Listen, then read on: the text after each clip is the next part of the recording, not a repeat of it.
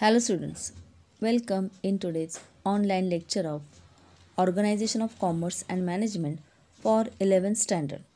Dear students, we have started our 5th chapter Forms of Business Organization part 2. In this lesson, we are going to discuss about the different forms of business organization which comes under the public sector. It includes departmental organization, statutory corporation, government company, and one more business organization, and it is multinational corporation. See, our country has accepted the mixed economy. Mixed economy means here both the sectors are going together in development of our country's economy. The first one is the private sector and another is the public sector. Private sector organizations are owned, managed and controlled by an individual or group of individuals.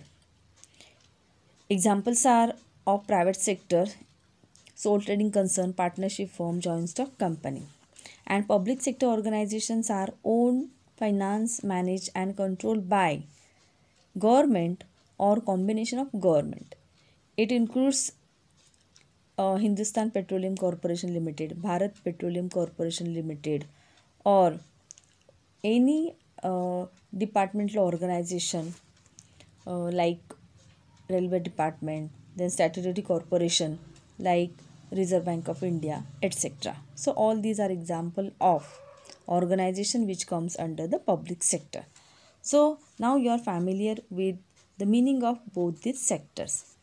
Now under the public sector there are three types of organizations comes in that. The first one is departmental organization, second is the statutory corporation, and third one is government company. Yesterday we have discussed various features of departmental organization. These organizations are owned, managed, controlled and financed by government. So they are called as a departmental organization. Like a post office, railway, defense industry, etc. are the example of departmental organization. In the feature part, we have seen that these organizations are managed by the government. Then there is a proper delegation of authority from top to bottom. Then financial assistance is given by the government only. These organizations are checked and controlled by the government, and this organization does not require any special act for its establishment. So there is no separate legal entity, and all the employees, those who are working in this departmental organization, they are considered as a government employee. So all these are some features of departmental organization.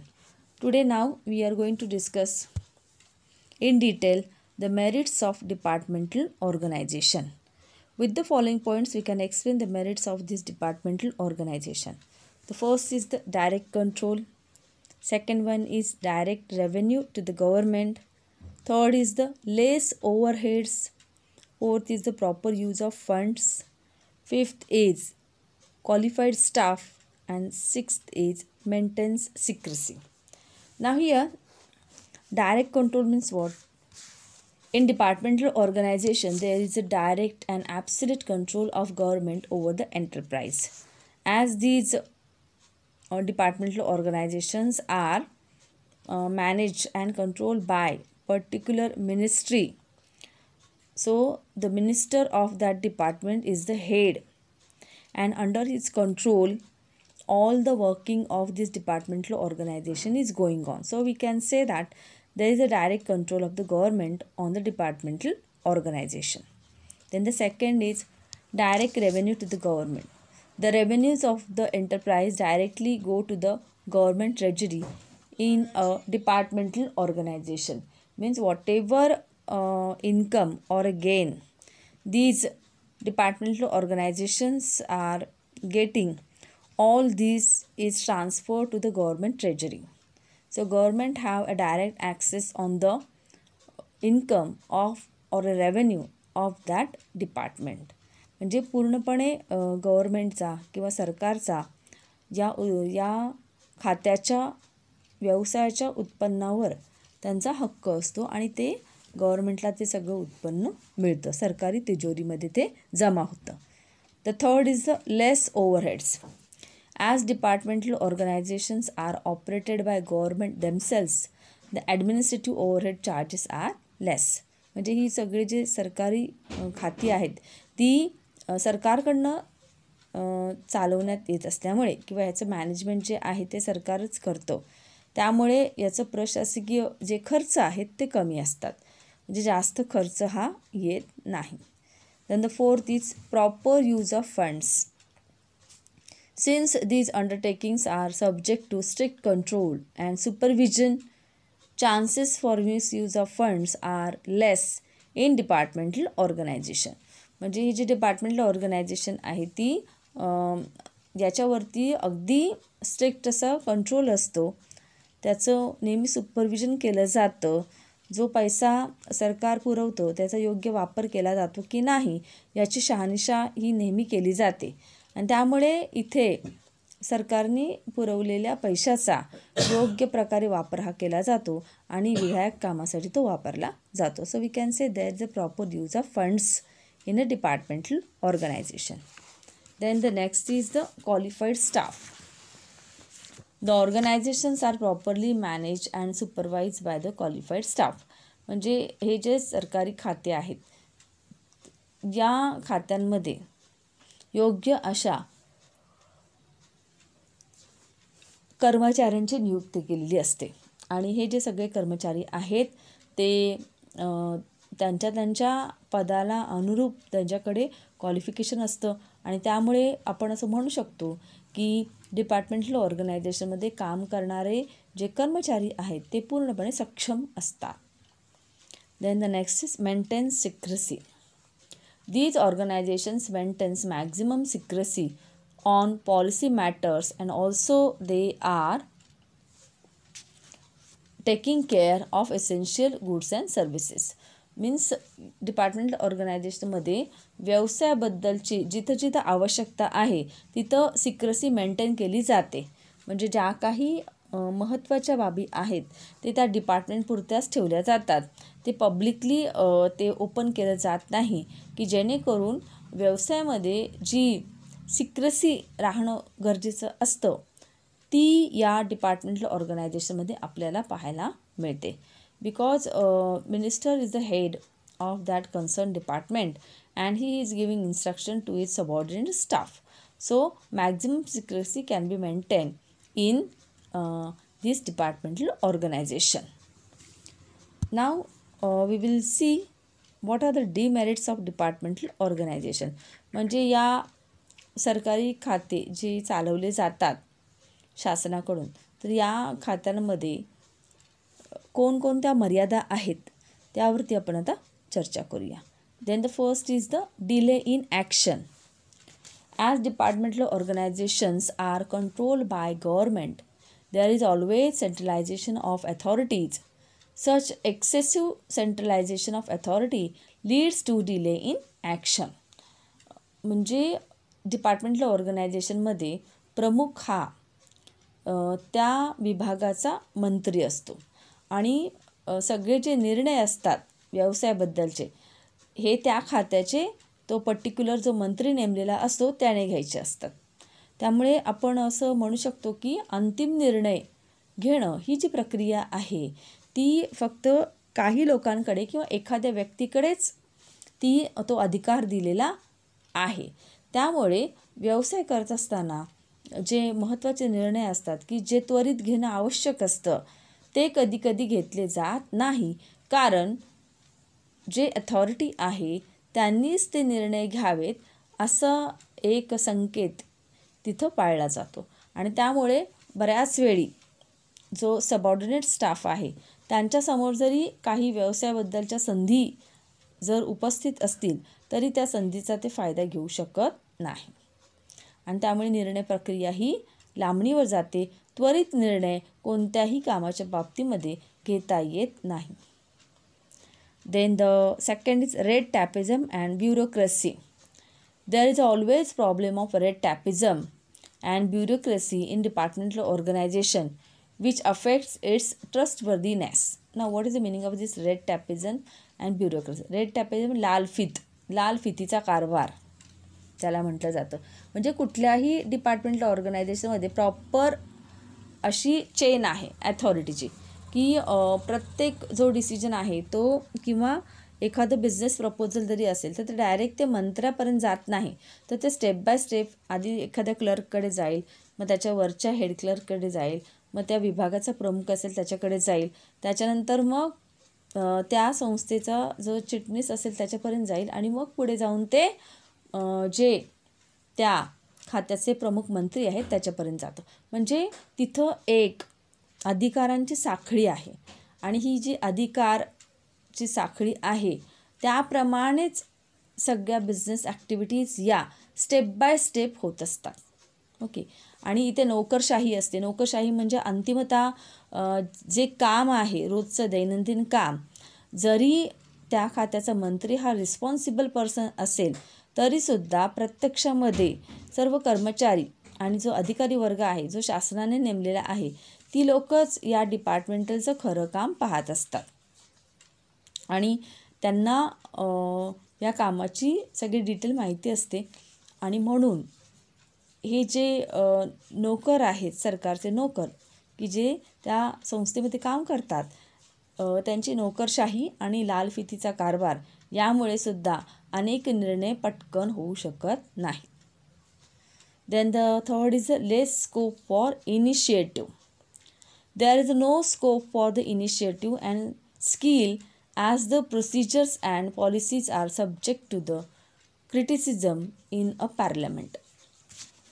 आता बघा, जे departmental organisation आहेत तिथं कोणीही initiative घेऊ शकत नाही किंवा कुठल्याही कामामध्ये उत्साहाने पुढे येणं हा भाग आपल्याला तिथं दिसत नाही. कारण प्रत्येक काम करण्याची तिथली एक पद्धत ठरलेली असते, प्रोसिजरप्रमाणेच कामे करावी लागतात. आणि डिपार्टमेंटल ऑर्गनायझेशनमध्ये जे मंत्री हेड आहेत तर जसं आपण म्हणू शकतो की इतर संस्थेमध्ये किंवा प्रायव्हेट फर्ममध्ये जसं काम करण्यासाठी कामगार पुढे येतात किंवा अधिकारी वर्ग पुढे येतो, ती जबाबदारी स्वीकारतो आणि ती जबाबदारी पूर्ण करून दाखवतो, तशा पद्धतीचं चित्र आपल्याला या डिपार्टमेंटल ऑर्गनायझेशनमध्ये दिसत नाही. So no one is ready to take the initiative while doing the various business activities. Now the next is lack of flexibility. Departmental organization always lacks flexibility due to excessive control and supervision by the government. ती departmental organisation जे आहेत त्याच्यामध्ये आपल्याला लवचिकतेचा अभाव दिसतो. त्या लवचिकतेचा अभाव म्हणजे काय, तर जशी परिस्थिती आहे त्याप्रमाणे निर्णय बदलण्याची क्षमता म्हणजे आपण त्याला लवचिकता असे म्हणतो. ही जी क्षमता आहे ती डिपार्टमेंटल ऑर्गनायझेशनमध्ये कमी प्रमाणामध्ये आपल्याला दिसून येते. म्हणजे कुठलाही निर्णय घेतला की तो आहे त्या परिस्थितीनुसार जर त्याच्यामध्ये काही बदल करायचे असतील तर ते पटकन करता येत नाही. तेवढी फ्लेक्झिबिलिटी इथे डिपार्टमेंटल ऑर्गनायझेशनमध्ये नाही. Now the next is delayed decision. Just I said that for each and every the sanctioning of minister or the top executive is essential. The executives at the lower level cannot take any decision. आता इथे पहा की जे minister आहे त्या खात्याचा आणि जे अधिकारी वर्ग आहे तर प्रत्येक कामासाठी त्यांची परवानगी घ्यावी लागते. ओके. आता त्यांच्या हाताखाली काम करणारे जे इतर ऑफिसर्स असतील किंवा स्टाफ असेल त्यांना कितीही जरी वाटलं की एखादी संधी आपल्यासमोर आहे आणि तिचा फायदा आपण घ्यावा किंवा बिझनेस ऑर्गनायझेशनला त्याचा फायदा होईल, तरीसुद्धा जे प्रमुख मंत्री आहेत आणि काही प्रमुख अधिकारी आहेत यांच्या परवानगीशिवाय इतर कर्मचारी कोणत्याही प्रकारचा निर्णय हा घेऊ शकत नाही. तर सगळ्यांची परवानगी घेणं, प्रॉपर मीटिंग अरेंज करणं या गोष्टींना भरपूर वेळ लागतो. Okay. That's why it is said that in the departmental organisation there is a possibility of delayed decision. Now the last is absence of professionalism. Absence of professionalism, fear of public criticism, frequent transfer of officials and staff affects the efficiency of the organization. आता या business ऑर्गनायझेशनमध्ये जे professional people आहेत किंवा जे expert लोक आहेत त्यांचा अभाव आपल्याला इथं दिसून येतो.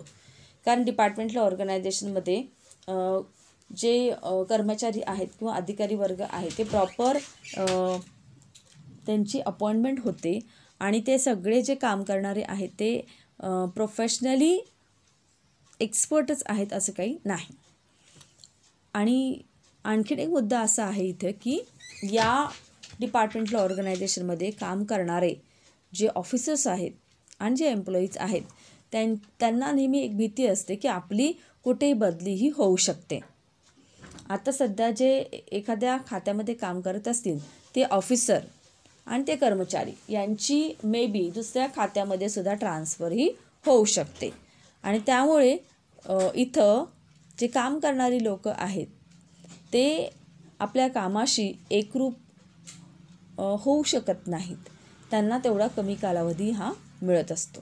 त्यामुळे आपण असं म्हणू शकतो की या डिपार्टमेंटल ऑर्गनायझेशनमध्ये प्रोफेशनल जे लोक जसा डिसिजन घेतात, व्यवसायाला त्यांच्या दृष्टिकोनातून बघतात, तसं इथे आपल्याला या ऑफिसर्सना आणि एम्प्लॉईजना ते बघायला मिळत नाही किंवा तो जो प्रोफेशनल लुक असायला पाहिजे तो त्यांच्याकडे नसतो.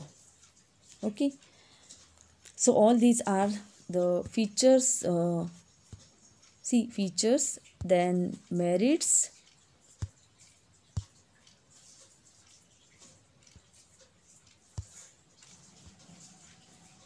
and demerits of departmental organization that we have discussed. I hope students you have understood merits and demerits of departmental organization.